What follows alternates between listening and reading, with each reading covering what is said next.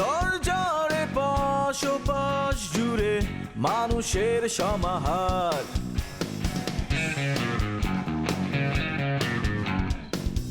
ভেতর আর বাহিরে চলছে উৎসব অপেক্ষার। এই শহরের হাজারো বাড়ির মতো নিয়ে হাসি কান্নার গল্প যত, এই শহরের হাজারো বাড়ির মতো নিয়ে হাসি কান্নার গল্প যত, প্রতিবার এখানে বেজে যায় কলিং বেল।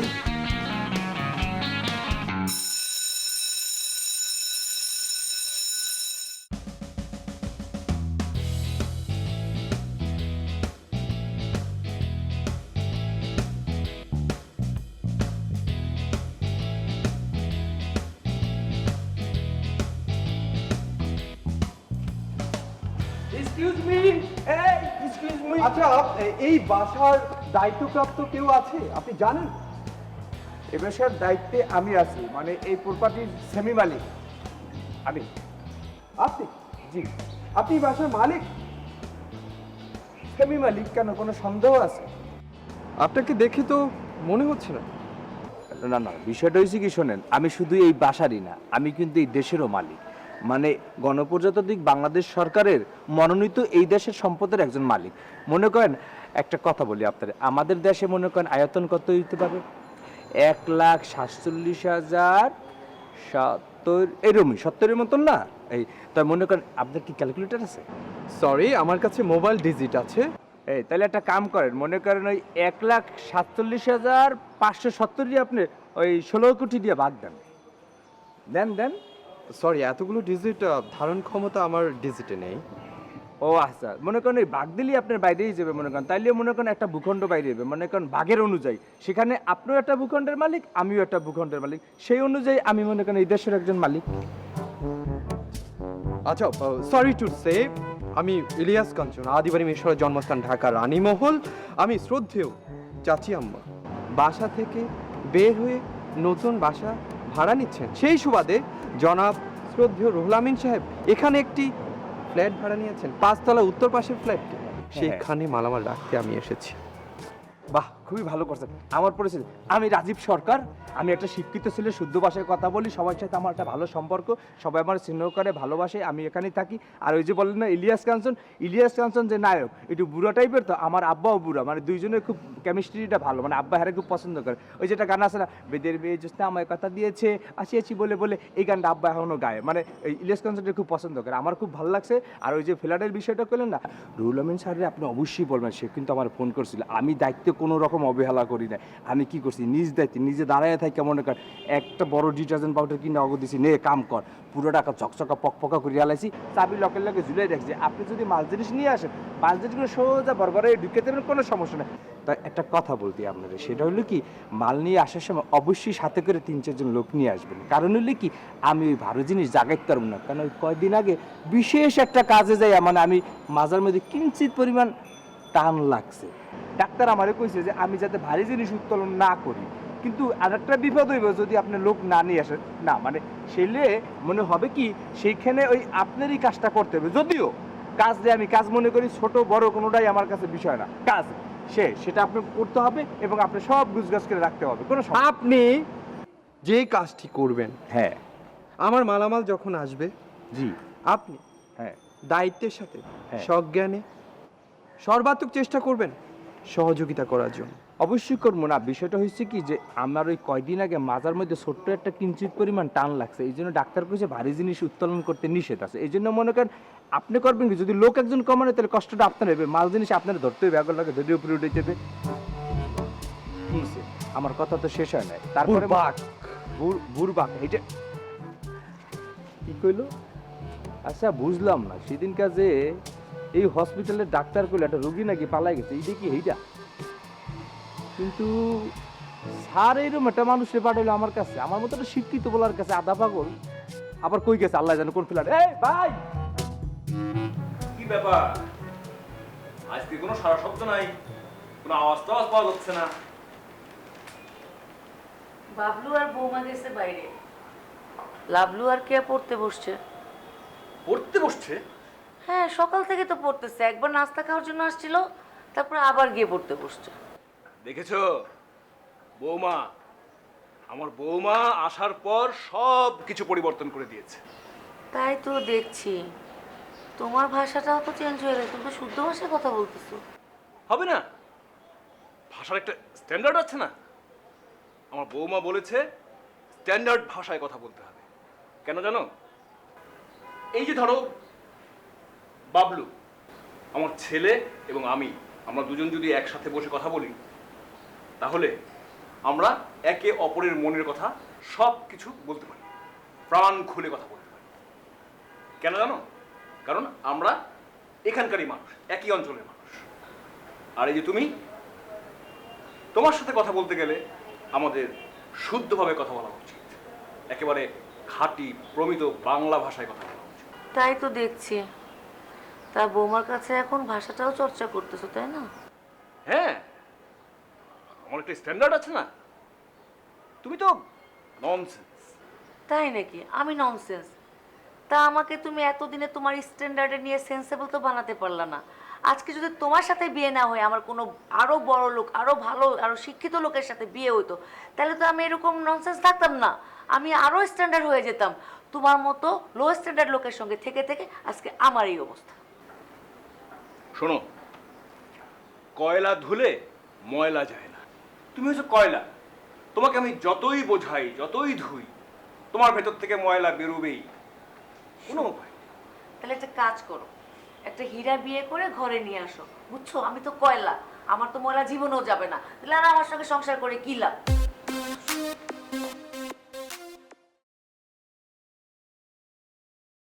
আমি ঠিক যেভাবে বলেছি ওইভাবে কাজটি সম্পন্ন করার চেষ্টা করবেন, পুঙ্খানুপুঙ্খভাবে করার চেষ্টা করেন। আমি আপনাকে 5 মিনিট পরে ফোন দিচ্ছি।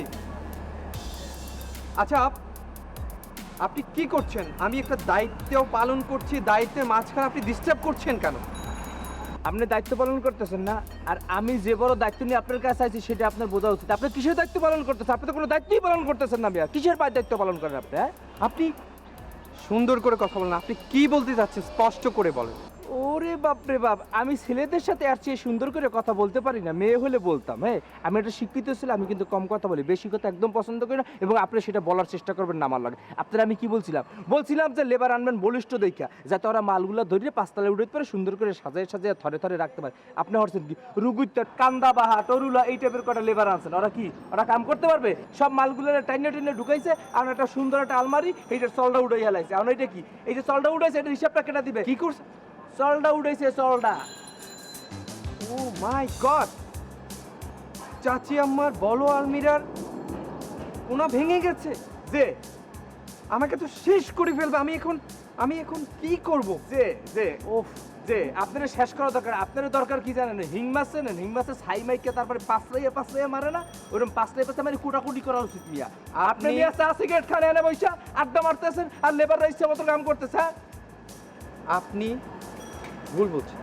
আমি কিন্তু সিগারেট খাই না। ওইছে চায়ের সাথে সিগারেটের সম্পর্ক, আর সিগারেটের সাথে চায়ের সম্পর্ক, এটা আমরা বুঝি, কোনো সমস্যা নাই। যে হ্যাঁ, কি?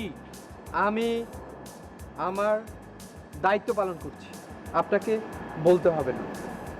অসুবিধা নাই, বললাম না। আপনি আপনার দায়িত্ব নিয়ে থাকেন, আর আমি আমার দায়িত্ব নিয়ে থাকি। আমার যদি জিজ্ঞেস করে তাহলে কমু যে সে চা সিগারেট খেয়ে আড্ডা মারতেছিল, লেবারের টাইম নিয়ে হিসটা আলমারি ভেঙে গেছে। আমার কোনো সমস্যা নেই। আপনি ফোনে কথা কর, অকর্মর ডেকি হ্যালো, ম্যানেজমেন্টের দায়িত্ব যত সব নিয়ে পাগল। কি আলমিরার কোনা ভেঙে গেছে? এটা তোমরা কি করেছো? আমি এখনই আসছি। কাজটা তোমরা ভালো করোনি। আসসালামু আলাইকুম ম্যাডাম। আপনারা তো এই পাঁচতলায় আসছেন আর কি, এই পাঁচতলায়। এই তাই আমার পরিচয় হইলে আমি এই বাড়িতে থাকি। আমার নাম রাজীব সরকার, আমি একজন শিক্ষিত ছেলে, আমি শুদ্ধ ভাষায় কথা বলি। আমি খুব দায়িত্বপরায়ণ, মনে করেন ওই যে আপনার যে মালগুলা যা দিয়েছিলেন ওই সব কিছু আমি পোলটা বাইন দেয়, এরপর মনে করেন চাউলের বস্তার মধ্যে ভরিয়া আপনার ওই মনে করেন ফ্ল্যাটের মধ্যে দিয়ে দিচ্ছি। কিন্তু ম্যাডাম একটা বিষয় কি জানেন, সবচেয়ে আশ্চর্য হয়ে গেছে, আমার ওই লোকটার ভালো লাগে না, নিজের সে ইলিয়াস কাঞ্চন মনে করে, দেখে কিন্তু চামচিকের মতন। আমি মালিক পক্ষের লোক, কী করবো? ওই যে আপনার যে কালো যে ওয়ার্ড্রোবটা আছে না, পিসটা কিন্তু একটু ব্যাংকে ফেলছে, সেটা নিয়ে আমার থেকে। আসসালামু আলাইকুম। জি স্যার, ওই স্যার আপনি আইসেন, দেন স্যার এটা আমার কাছে। ওই লিফট আমি দাঁড়া করে রেখেছি, মানে আপনি আসতেছেন এই যে খবরটা শুনে স্যার, ওই সব মাল কিন্তু পোলটা বানা গিটটা দিয়ে মনে করেন ফ্ল্যাটের মধ্যে রেখে দিছি। আর ওই যে আপনাদের এক লোক আছে না, ওই যে মনে করেন যে কি যেন নাম, ইলিয়াস কাঞ্চন, এই লোকটা বারবার খালি মনে করেন টানাটানি করে দায়িত্ব অবহেলা করে ওই যে ওই ভাবির স্বাদের ডয়ারের কোন একটা চলটা উঠে ফেলছে, এখন কি হবে? আমি তোমাকে বলছিলাম জি। ইলিয়াস কাঞ্চনের উপর তুমি ভরসা করো না, তুমি আমার কথা শুনেছিলে? জি ম্যাডাম চলেন, জি ম্যাডাম চলেন। স্যার আপনি কি আসবেন না? ঠিক আছে আসেন।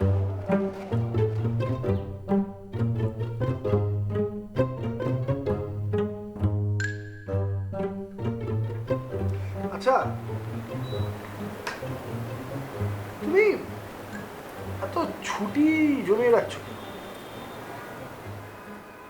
কোথায় ছুটি জমিয়ে রাখছি? তুমি জানো গত 1 বছর আমি কলেজ থেকে কতদিন ছুটি নিয়েছি? দাঁড়াও হিসেব করে বলি। বিয়ের আগে বাবা যখন অসুস্থ হলো তখন 3 দিন, বিয়ের সময় টানা 7 দিন, তারপরে আরো 10 থেকে 12 দিন আমি ছুটি নিয়েছি। ছুটি জমালাম কোথায়? তারপরও তো ছুটি থেকে যায়, ওগুলো ব্যবহার করতে হবে না? জানো তুমি না মাঝে মাঝে খুব কাজের কথা বলো। আমিও তো ভাবছিলাম, হ্যাঁ আসলেই তো আরও কিছু ছুটি আমার বাকি আছে, সেগুলো অবশ্যই ইউজ করা উচিত। দেখো বাসার যা অবস্থা, মার শরীর খারাপ, কেয়া লাভলুর পরীক্ষা, এই সময়ে আমি খুব অপরাধ বোধ কাজ করে আমার মধ্যে যে আমি ফুল টাইম বাসায় ডিউটি দিতে পারছি না, আমার উপরে এত দায়িত্ব। এই ছুটিগুলো আসলে ইউজ করতে হবে, আমার বাসায় ফুল টাইম ডিউটি দিতে। তুমি যদি ছুটি নাও তাহলে আমিও ছুটি নিব। কেন তুমি ছুটি নিয়ে কি করবে? দুজনে মিলে কলেজ থেকে ছুটি নিলে কলেজের কি হবে বলো তো? এমন তো না যে তুমি বাসার সব কাজ করো, তুমি করার মধ্যে করো শুধু বাজারটা, তাও করো তুমি সকালবেলা কলেজে যাওয়ার আগে। সেটা করার জন্য বুঝি তোমার কলেজ ফাঁকি দিতে হবে? আমার মাঝে মাঝে ইচ্ছে হয় কি জানো, কি? মরে যাই, কেন?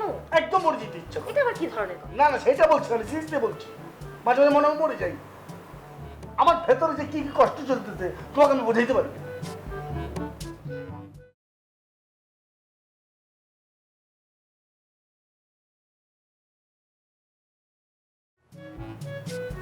সত্যি কথা বলতেছি, কারণ হচ্ছে মনে করো তুমি ছুটি নিলে পরে আমি একটু ছুটি নিলাম, বাসায় থাকলে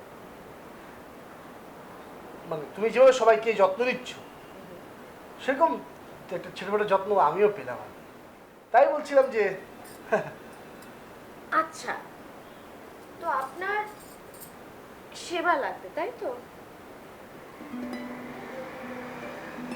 হ্যাঁ, এত মাথা ব্যথা করে ইদানিং, মাথা ব্যথা করি তো।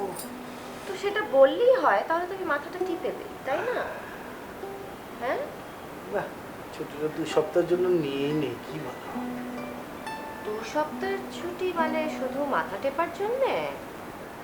আচ্ছা ধরো এখন তো সিজন চেঞ্জ হচ্ছে, তোমার ঠান্ডার প্রবলেম হচ্ছে না? মানে ধরো এই যে গলা টলা ব্যথা করলে গলাটাও টিপে দিতাম।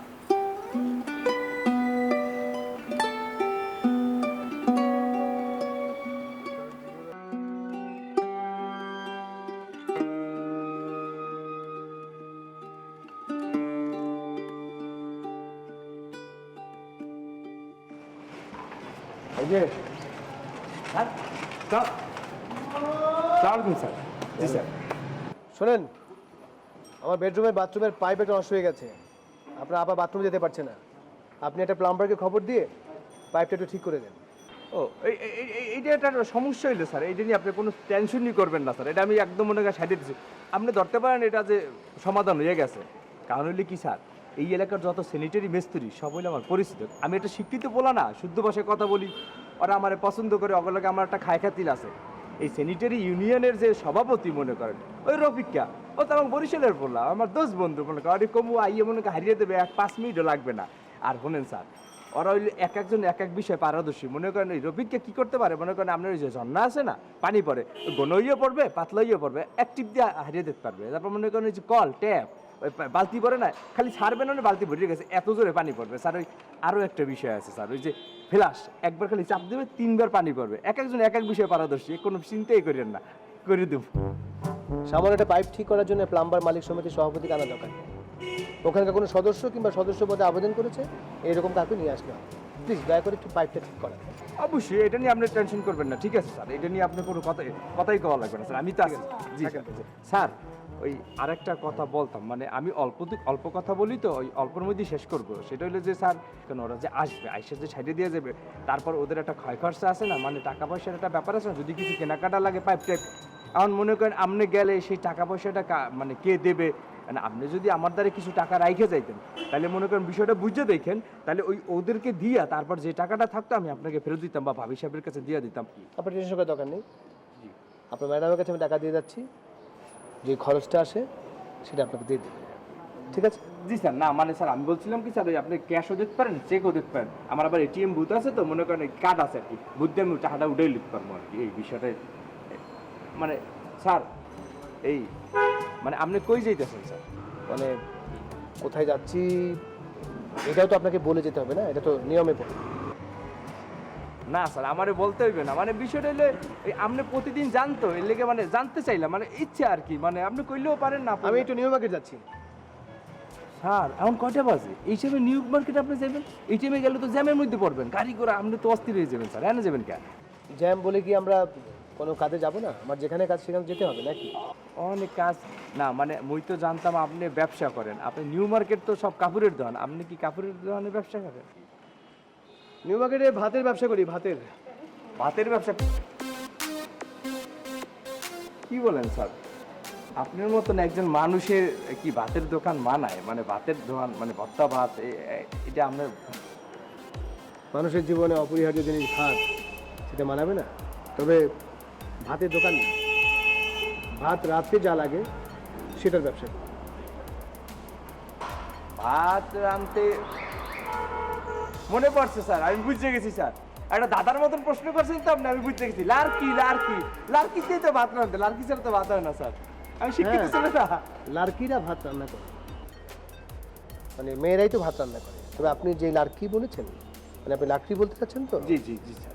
সেটা দিয়ে শুধু ভাত না, সেটা দিয়ে তরকারিও রান্না করা যায়, আরও নানা রকমের জিনিস রান্না করা যায়। আমি যেটা বিজনেস করি সেটা দিয়ে শুধুমাত্র ভাত জাতীয় জিনিস রান্না করা যায়। স্যার একটা বিপদে পড়িয়ে গেলাম, এই ভাত হয় মানে কেমন একটা দাদা দিয়ে দিলেন মনে হইতেছে, মানে দাদা, ও মনে পড়ছে, বুঝতে পেরেছি। আমি শিক্ষিত বলো না, শুদ্ধ ভাষায় কথা বলি, আমি বুঝবো না, বুঝতে পারছি আপনার চাউলের ব্যবসা করেন স্যার, ঠিক না স্যার?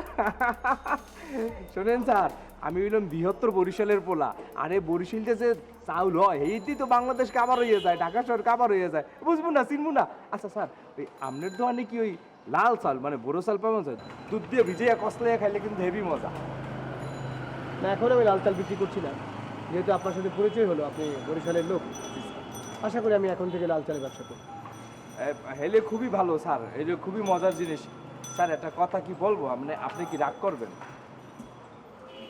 না, এতক্ষণ যেহেতু করিনি, এখনো করবো না। না মানে অল্পতেই সারবো কথাটা, মানে সেটা হলো স্যার, ওই আপনার যে চালের দোকান সেটা তো আমি জানি না, আছে যেহেতু আমার তো চাল লাগে স্যার, আমি তো কিনেই খাই, বেশি খাই না, মুডুমান হইলেই হয়। যদি স্যার ওই বেয়াদুমি না না আসার সময় কেজি দিয়ে লইয়ান বা আমারে খবরদার, আমি আনতাম, হেলে হয়ে যেত আর কি। হ্যাঁ, নিউ মার্কেট থেকে চাল কিনে নিয়ে এসে এখানে রান্না করতে করতে আপনার হয়তো খাবারের সময় চলে যাবে। আমি দেখি আশেপাশে কোনো দোকান থাকলে আমি বলে রাখবো, আপনি যদি ওখানে যান আপনাকে চাল দিয়ে দেবে, ন্যায্য মূল্যে চালটা নিয়ে আসবেন। হ্যাঁ, আর আপনি প্লিজ একটু আর্লি একটু বাথরুমটার ব্যবস্থা করুন।